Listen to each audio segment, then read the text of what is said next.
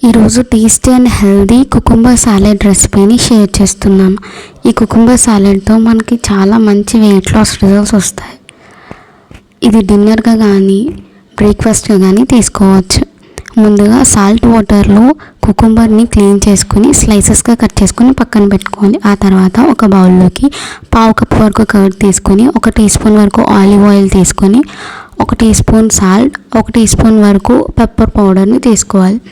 ఇలా ఇవన్నీ ఒక బౌల్లో యాడ్ చేసుకున్న తర్వాత అన్నిటినీ బాగా మిక్స్ చేసుకోవాలి. అన్నీ బాగా కలిసేంత వరకు మిక్స్ చేసుకుని మనం ముందుగా కట్ చేసి పెట్టుకున్న కుకుంబర్ స్లైసెస్ని యాడ్ చేసుకోవాలి. దీంట్లోనే కొన్ని ఆనియన్ స్లైసెస్ని కూడా యాడ్ చేసుకోవాలి. ఇలా యాడ్ చేసుకున్న తర్వాత మొత్తం అంతా బాగా కలిసేలా కలుపుకుంటే మన కుకుంబర్ సాలెడ్ అనేది ప్రిపేర్ అవుతుంది. ఈ కుకుంబర్ సాలెడ్ని సర్వ్ చేసుకొని కొత్తిమీరతో గార్నిష్ చేసుకొని తినడమే. ఎంతో healthy and weight loss cucumber salad